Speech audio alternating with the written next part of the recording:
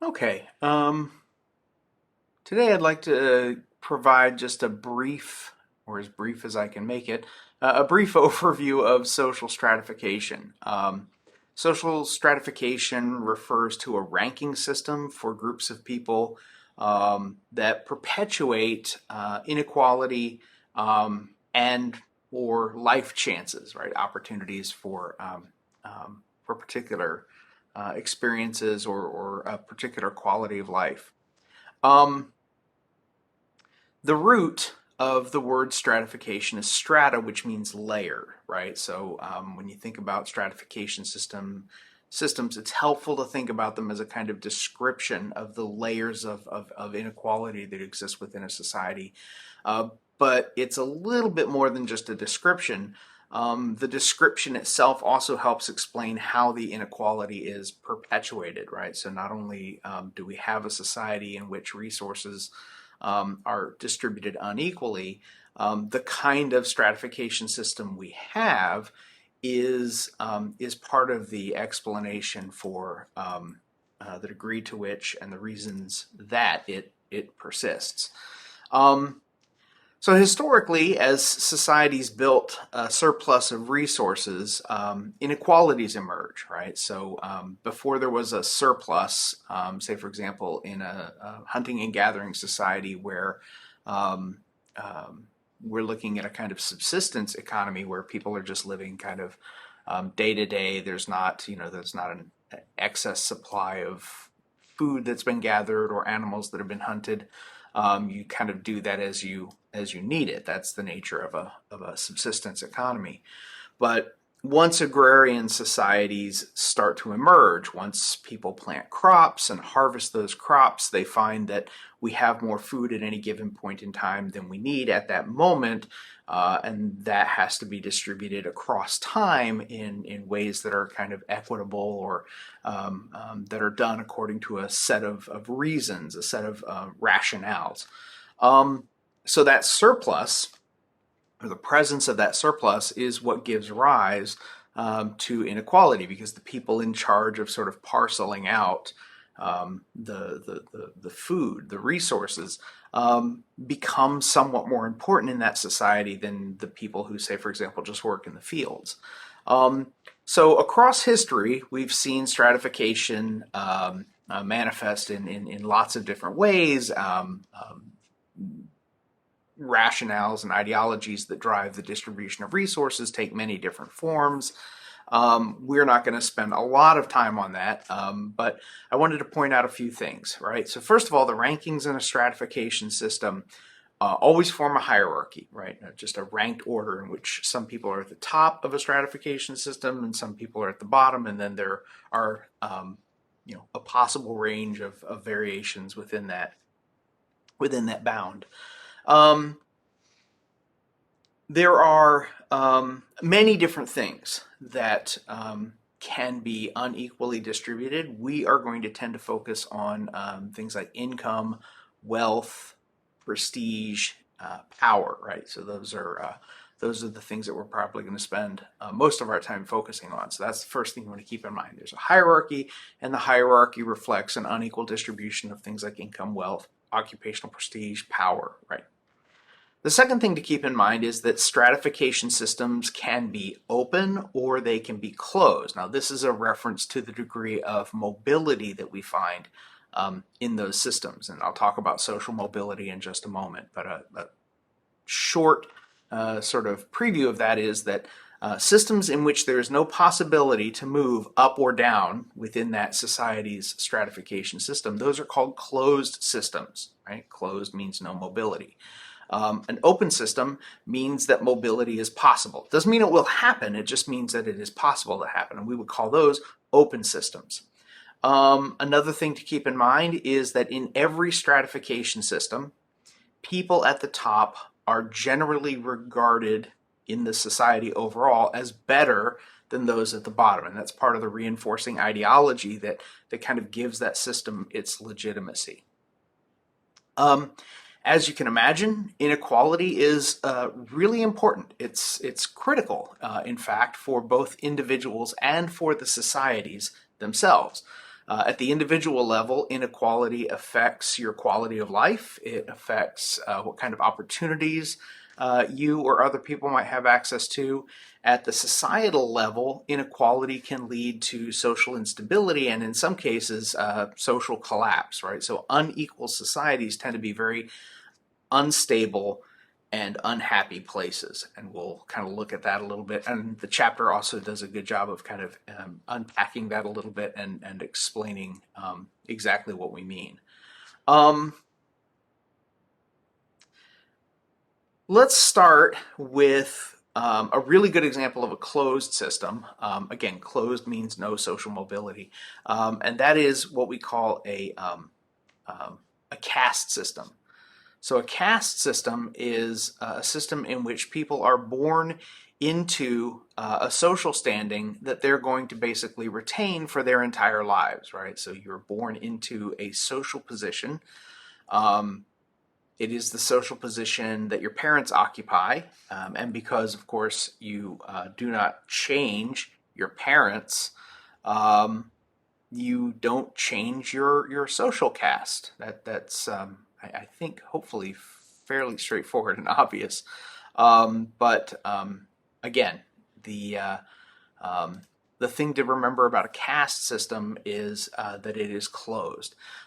Caste can be based on race. So, for example, if we look at the system of chattel slavery that exists in first the British American colonies and then in the United States up until the Civil War, we see a race-based caste system, what we would call a racial caste system. In other places around the world, India, for example, is a very good example of this. It is a function of, as I said, parents and specifically parental occupation, right? So there are different tasks in a given society, and if you can have a group of people who are born to that position and that set of tasks, then that is a way to ensure that socially essential work is going to get done. And so the people who are in charge of, planting crops, right, are those people who were born to parents who were also engaged in that particular occupation. Warriors in a given society might be the children of people who were themselves the warriors in that society. That's the way a caste system operates, is that the occupational categories themselves are the things that people are born into. And so again, the thing to remember there is that whatever system, whatever position a person starts in is the position they're going to occupy for the entirety of their lives, because again, these are closed systems. A social class system, and I'll explicate those a lot more in depth in the next video, but a social class system is a system of stratification that is open. That's sort of contrary to, the opposite of a social caste system. So again, caste systems, no mobility. Social class systems, at least the possibility of mobility. So let me say a quick thing about social mobility before I wrap this up. Social mobility is the movement of individuals within a society's stratification system, right? So movement can happen in a lot of different ways for a lot of different reasons, but essentially social mobility is an indication of the openness of a system. And you can have a very interesting phenomenon, and in many societies we see this happening at various points in time. So you can have an open system, right, a social class system in which there is no prohibition on a person moving from one social position or one social class to another. And we would say that is a de jure open system, right? Because de jure, it's Latin, it means by law or by policy. So there's no rule that says if you are born, for example, into the working class that you can't become a member of the upper class, right? There's no prohibition on that. So we would say that the United States is a de jure open system. Do people born into the working class actually rise to the upper class or the middle class? Or do people in the upper class or middle class who who make less than fully valuable contributions to society find themselves moving down into the working class or even to the lower class. Well, if that mobility isn't happening, even in a society where in principle or by de jure it is allowed to happen, then we would say it is a de facto closed system. Right? De facto just means in practice. So you can have a de jure open system that is also de facto a closed system. And it makes for a very interesting kind of conversation, right? If the society says in principle people can move up or down, but then nobody ever really moves up or down, is it really an open system? Right? Is it enough that it's open on the paper, on the books? Or does it have to be open in actuality? Do we need to see that churn? Do we need to see that movement? So social scientists look at the degree of mobility that occurs to determine whether or not the system is in fact truly open or not. Now we measure mobility in a lot of different ways, and I'm going to go over some of them, but again, some of these are going to be a little bit more relevant to subsequent conversations about this stuff. The first is what we call absolute mobility. And absolute mobility is often compared with relative mobility. So let me say a quick thing about both absolute and relative mobility. Absolute mobility refers to overall changes in the standard of living for a society as a whole. So if over time a society is seeing a rising standard of living for everybody is moving up. That's absolute mobility. The society is over time exhibiting an increasing standard of living. When we talk about relative mobility, we're talking about the movement of some people relative to others within that same society. So if some people in our society are doing better over time, but others are not, then we would say that relative to those who are doing better, these people are seeing their economic fortunes either stagnate or maybe even decline. And there's an interesting phenomenon that can happen here, right? If everybody is getting richer, if the standard of living is improving for everybody over time, right? We've got absolute mobility. What if the standard of living is improving for everybody, but for this group it's improving faster than for this group, right? So you have this, right? Everybody is seeing their fortunes improve, but this group is improving faster than this group. So relative to this group is actually losing ground, even as they're moving up, right? So you can see how this gets very interesting very quickly. But absolute and relative mobility are very, very useful sort of large-scale measures that allow us to see what's happening in a society overall, but also to have a sense of what's happening, within that society, right? So you can see, for example, in the United States, a situation in which, for the most part, over the last century and a half almost, we've seen a rising standard of living for almost everybody. But for the people, especially in the latter part of the 20th century and now the early part of the 21st century, the people at the top are seeing their circumstances improve much, much more quickly than the people in the middle and toward the bottom. And so we see upward mobility in an absolute sense for everybody or almost everybody.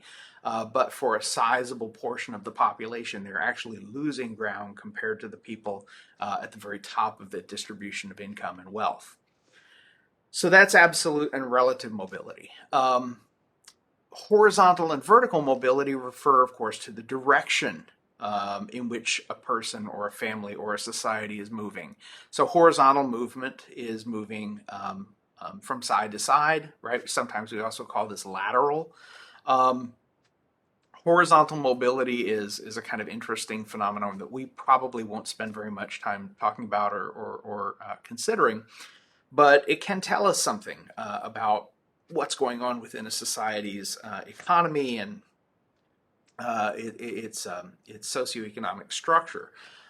If you are a CEO in a manufacturing company, right? You're the CEO of a company that makes washers and dryers, and you leave that job and you go to work as the CEO of a company that owns a number of very, very large agricultural holdings, farms, right? You've moved from the manufacturing sector to the agricultural sector, two very different parts of the economy, but your job is unchanged, right? You're still a CEO. So you really haven't moved up and you really haven't moved down, but you've certainly moved from one sector of the economy to the other. So when you move from one job to a similar job, that's considered to be horizontal mobility because you're not really moving up, you're not really moving down, but there's still movement. Vertical mobility is what we're probably going to be most familiar with, and for our purposes in this class will be the thing that we talk about most often, which is moving up or down, right? So if you move from the working class to the middle class, or you move from the upper class to the middle class, you're experiencing vertical mobility. It can be up, it can be down, but it's moving up or down in that hierarchy of social class. And then finally, we look at social mobility across time.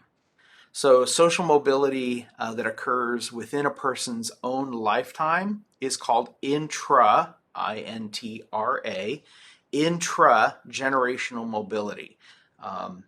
Pro tip, anytime you hear a word that starts with I-N-T-R-A, that means within.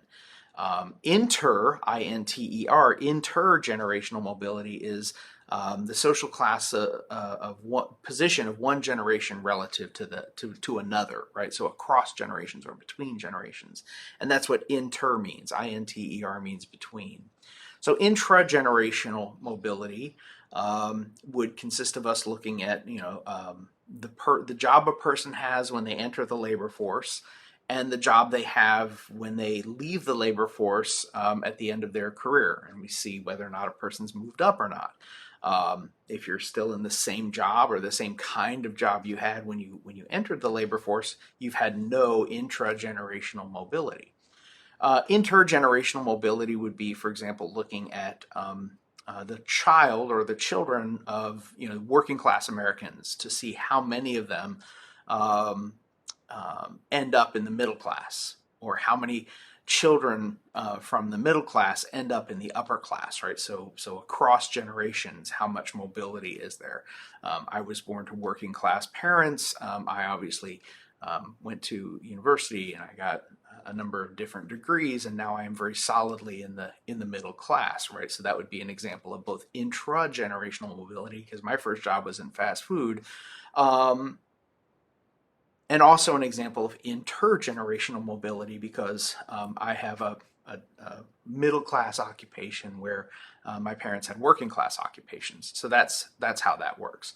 So again, all of those different types of mobility, kind of important to have a general sense of them.